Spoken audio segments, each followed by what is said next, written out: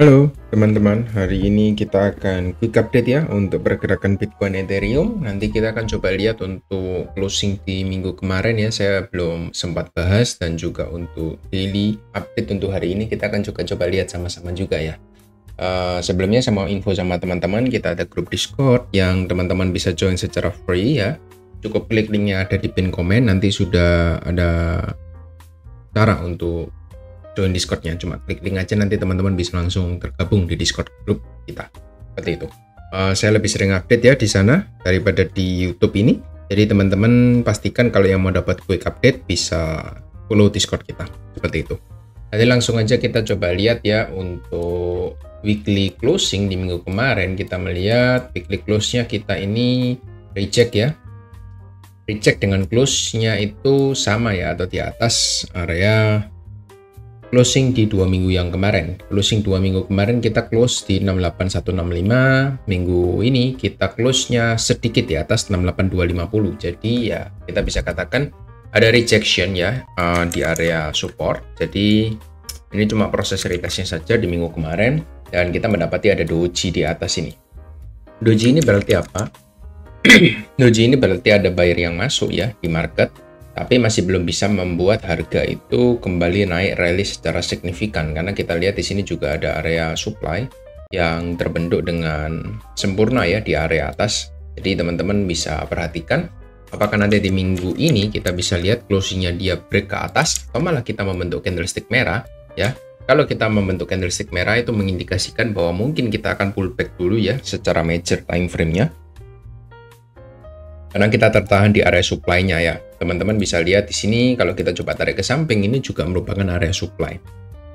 Jadi pergerakan harga sekarang ini sudah mendekati dengan area supply all time high-nya, dan sangat wajar apabila kita harus pullback dulu di time frame yang lebih besar, mungkin ke 61.000 seperti yang sudah saya infokan sebelumnya, seperti itu.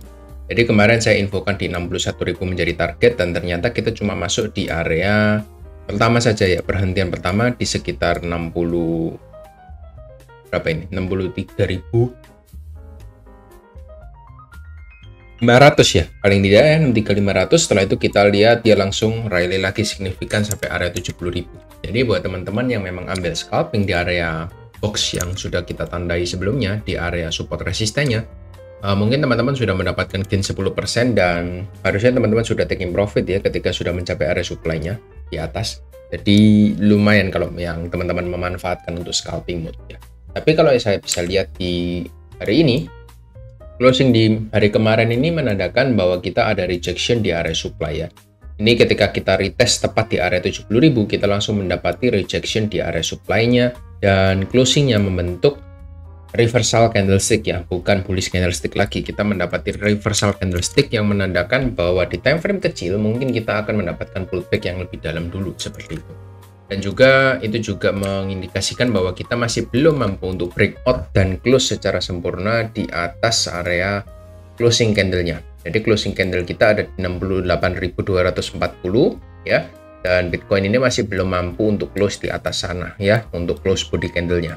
Nah, ini sempat retest 2 kali, lalu dia kena reject juga, sama seperti itu. Jadi mengindikasikan bahwa mungkin kita akan pullback dulu ke bawah ya. Untuk time frame kecil, di time frame hourly mungkin lebih kelihatan di sini ya. 1 jamnya kita melihat ini sudah ada double top yang terbentuk, dan penurunan yang terjadi kemarin tadi pagi ya, kita lihat ya. Malam sampai pagi ya, kita lihat ini cukup impulsif ya, dari rejection ke bawah di US market session seperti itu. Dan kita sudah mendapati bahwa ada change of character di sini, dan time frame 1 jam kita sudah mulai pullback ke bawah ya. Ini harusnya kita akan slowly drop ke bawah dulu untuk mencari area bottomnya, seperti itu. Area bottomnya di mana? Kalau saya lihat sih untuk target terdekat sih ya kembali lagi harusnya ke area 63.500 lagi sih. Ini bisa dikejar dalam waktu 1-2 hari mungkin. It's lebih possible menurut saya. Jadi itu menjadi target yang teman-teman bisa perhatikan. Lalu di time frame 4 jamnya gimana? Time frame 4 jamnya menurut saya juga kita sudah mulai masuk dalam fase koreksi juga ya. Ini merupakan area swing yang terakhir ya. Ini order block terakhirnya sudah ditembus juga ke bawah, dan sekarang sudah change of character juga ke bawah. Jadi 1 jam dan 4 jamnya kita sudah mendapati bahwa Bitcoin ini akan mengalami retracement atau pullback ke bawah dulu untuk mencari area low-nya atau kakinya dulu seperti itu sebelum dia melanjutkan kenaikannya. Karena kalau teman-teman lihat di sini ya, kita ini belum, sebenarnya pullback-nya belum, ini kita bisa katakan sebagai pullback ya, karena ini sudah tiga candlestick merah ya secara beruntun. Setelah itu kita hammer di bawah. Tapi pullback-nya menurut saya kurang cukup ya. Yang saya takutkan di sini ketika dia membentuk head and shoulder, ya nanti kita akan drop minimal ke 60.500 ya, yang menjadi target support dan resistennya. Atau bahkan kita even lower lagi ya, mungkin kita bisa pullback di sekitar 60.000. Itu menjadi satu hal yang cukup possible ya, kalau kita confirm membentuk head and shoulder di area supply-nya seperti itu. Karena memang secara wave count ya, kita lihat ini menjadi wave pertama, 2, 3, 4, dan harusnya ada satu kali wave penurunan lagi ya. Wave penurunannya entah itu nanti terjadinya di sekitaran 61.200 atau di sekitar 60.000. Jadi dua area ini menjadi area target yang sangat krusial gitu. Jadi teman-teman jangan kaget ya nanti kalau kita untuk Bitcoin-nya bisa pullback ke bawah, membentuk 5 wave koreksi ya. Ya itu teman-teman bisa manfaatkan sebagai last tip yang menurut saya. Karena kita sudah 5 wave, harusnya setelah 5 wave kita akan kembali impuls naik ke atas lagi, 5 wave lagi untuk melanjutkan wave 3-nya. Karena memang kalau teman-teman percaya ini merupakan wave pertama untuk rally ya, wave kedua ini merupakan area wave koreksi ya. Jadi market itu membentuk 5 wave rally ke atas ya. Nah, ini wave pertama ya, kita sudah selesai untuk wave pertama ini. Sekarang kita sedang ongoing untuk pullback wave kedua seperti itu.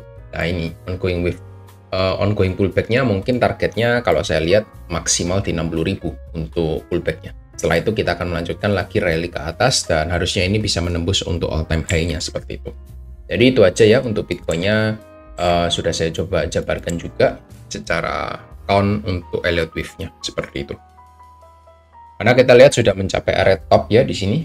Dan ini sudah valid swing high, harusnya double top ini lumayan valid ya. Teman-teman bisa coba manfaatkan untuk cari short posisi kalau teman-teman yang memang suka counter the trend. Tapi kalau saya sih kurang suka ya, saya lebih baik untuk tunggu, kita mengambil trade apapun, santai-santai dulu, istirahat dulu selama beberapa hari, baru nanti ketika kita sudah mendapatkan bottom, baru nanti kita akan coba cari ambil posisi di market seperti itu. Lalu dari dominance Bitcoin ya, saya sudah sempat update di Discord untuk dominance-nya closing di minggu kemarin. Kita mendapati dia breakout ya dari area konsolidasi 54-56% seperti itu. Jadi next-nya gimana kalau kita sudah mendapatkan untuk breakout dari konsolidasi areanya? Most likely ya, mungkin ini akan pullback sedikit, setelah itu dia akan lanjut untuk naik 58% sebagai area targetnya, itu menjadi lumayan possible menurut saya. Dan kalau dominasinya naik sampai 58% ya mungkin nanti altcoin-nya dan Ethereum akan sedikit tersendat untuk kenaikannya. Ya naik juga tapi tidak sekencang dari Bitcoin-nya. Karena money flow sedang berpindah ya dari altcoin menuju Bitcoin. Atau ada fresh money, itu lebih prefer untuk masuk ke Bitcoin dulu dibandingkan di altcoin-nya seperti itu. Jadi bisa teman-teman perhatikan apabila nanti dominasinya juga terus mengalami kenaikan seperti itu ya.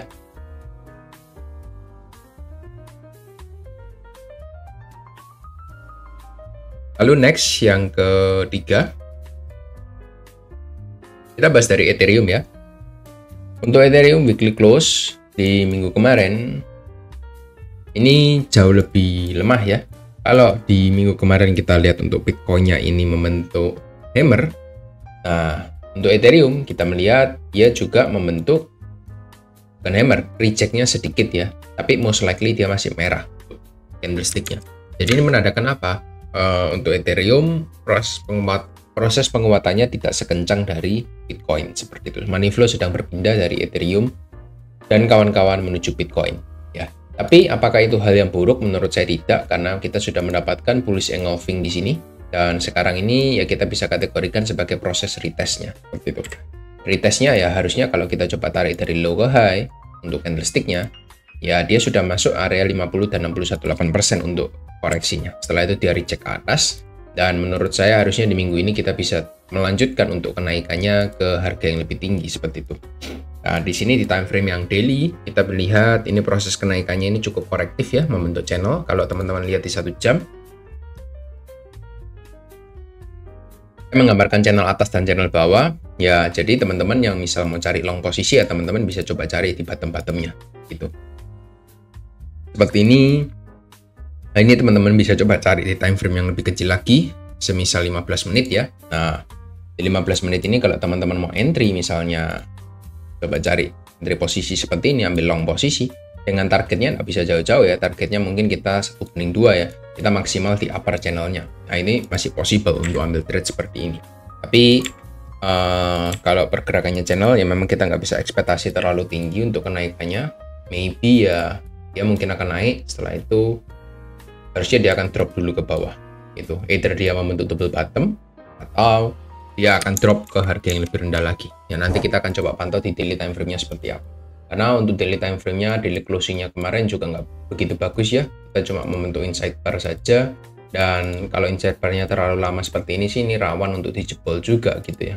Mungkin kita akan retest ke area lower-nya di sekitar 3115, 3100. Itu cukup possible untuk saat ini, seperti itu. Ya, tapi selama itu masih belum terjadi, ya teman-teman bisa manfaatkan untuk trading jangka pendek untuk di area channelnya. Seperti itu ya, yang bisa saya sampaikan. Daily time frame-nya kurang begitu bagus untuk saat ini ya. Mungkin kita harus membentuk double bottom dulu. Tapi penguatan impuls naik ke atas di beberapa minggu kemarin ya, di bulan Juli awal, itu sudah cukup baik menurut saya. Dia impulsif naik ke atas berhari-hari, hingga nanti kita tunggu untuk penurunan korektifnya ini apakah sudah selesai atau belum, kita akan coba pantau dalam beberapa hari ke depan. Seperti itu. Itu untuk Ethereum ya. Lalu Ethereum Bitcoin juga ya masih di situ-situ aja juga, belum ada tanda-tanda penguatan, bahkan dia retest lagi ke area supply-nya. Jadi kita masih wait and see dulu untuk saat ini. Lalu next untuk total 3. Total 3-nya di time frame lebih kecil, saya melihat ini membentuk channel juga, channel kenaikan ke atas ya. Teman-teman bisa pantau. Harusnya untuk money flow kita bisa mendapatkan push lagi sekali ke atas ya untuk total 3-nya. Dan kalau memang push itu akan terjadi, mungkin kita akan breakout dari area trend line major ya yang sudah terbentuk dari bulan Maret kemarin. Saya gambarkan satu trend line simple di sini. Kita lihat di sini ada area supply, dan di sini kita juga retest di area supply gitu. Tapi untuk area trend line-nya saya lihat dia sudah mencapai area bottom juga ya. Karena di sini bottom reversal, harusnya di sini juga bisa untuk reversal lagi naik ke atas gitu. Jadi untuk total 3-nya sementara dia membentuk untuk channeling ke atas ya, tinggal kita lihat apakah bisa breakout atau breakdown seperti itu. Harusnya kalau dia ingin melanjutkan kenaikannya dan tidak mengalami pelemahan momentum, total 3 ini harus mengalami breakout naik rally ke atas ya gitu secara signifikan ya, yang pasti bukan korektif gitu. Tapi memang kita lihat ini masih dalam satu proses penguatan dan masih rawan untuk mengalami koreksi pullback ke bawah seperti itu ya untuk total 3 -nya. Jadi teman-teman bisa coba pantau juga untuk total 3-nya kalau teman-teman mau ambil trade di altcoin terutama seperti itu. Dan yang terakhir yang ingin saya bahas dari ETF flow ya. Kita lihat ETF flow sebenarnya sudah mengalami slowing down momentum ya. Setelah kita lihat tanggal 19 dan 22 Juli mengalami inflow yang paling besar sekitar berapa ini ya? 900 miliar dolar ya. 900 juta dolar. Dan setelah itu kita lihat ini beberapa hari terakhir malah outflow ya. Kita lihat outflow 78, inflow-nya cuma kecil-kecil nggak sampai 100 juta dolar ya. Cuma 40 juta dolar, 31, 51 ini cenderung kecil ya. Tapi memang BlackRock masih konsisten akumulasi terus ya. Yang lainnya sudah mulai slowing down atau tidak akumulasi sama sekali. Bahkan di tanggal 25 Juli, kita lihat yang akumulasi itu hanya BlackRock saja. Dan GTBC ini malah outflow ya. Jadi totalnya kita cuma inflow kecil, 31. Ini 44 ya, karena yang lainnya juga akumulasinya kecil-kecil juga seperti itu. Jadi ini menandakan bahwa dari institusi juga mulai stop untuk melakukan akumulasi, sehingga market itu juga cenderung boring ya, tidak kemana-mana juga. Jadi ya market cenderung naiknya korektif, bahkan cenderung siap untuk mengalami koreksi yang lebih dalam lagi kalau yang saya bisa lihat ya secara price action-nya. Karena memang saya lihat di sini cenderung membentuk rising wedge juga ya kalau teman-teman lihat. Ini kurang lebih seperti ini. Nah, rising wedge-nya kurang lebih seperti ini. Jadi once dia jebol dari area trend line ya, maka kita akan mendapati bahwa Bitcoin itu bisa drop lebih dalam dan signifikan lagi. Tergantung dari ETF-nya. Nanti ketika malam apakah ETF itu tertarik untuk membeli lagi, buyback lagi di harga yang saat ini, ataukah dia tidak tertarik seperti itu. Jadi kurang lebih seperti itu aja ya. Secara total akumulasi outflow inflow-nya kita masih all time high ya, dari yang titik high terakhir 15.620, sekarang kita sudah mencapai di area 17.500 untuk inflow kita. Jadi ya so far so good, ada yang perlu dikhawatirkan. Kalaupun kita harus masuk dalam fase koreksi, ya kita nanti akan mencari area low-nya seperti di momen-momen kemarin ya, sekitar 1-2 minggu terakhir ini. Dari 15.600, 15.700, kita drop sampai area 14.000 ya, kita mungkin akan outflow sekitar 1.000 atau ya $1 miliar lah kurang lebih. Itu masih masuk akal menurut saya, sebelum kita nanti akan dibalas dengan inflow yang lebih signifikan lagi seperti ini. Inflow-nya ini kan sudah signifikan ya, lebih dari $1 miliar. Jadi ya oke lah, kita harus mencari higher low juga, karena memang market itu kan bergeraknya nggak mungkin langsung impulsif ya. Dalam semua aspek itu kalau kita lihat dia akan membentuk naik turun seperti ini. Nggak mungkin dia akan langsung naik, push naik atas uangnya siapa juga kan. Mereka yang beli di bawah harus taking profit lagi gitu. Jadi itu aja yang bisa saya sampaikan untuk Bitcoin ya. Nanti kita akan coba update lagi next di besok atau lusa nanti untuk pergerakan Bitcoinnya. Harusnya nanti hari ini atau besok kita akan mendapati pergerakan yang lumayan impulsif ya, karena kita sudah berada di perbatasan area supply seperti itu.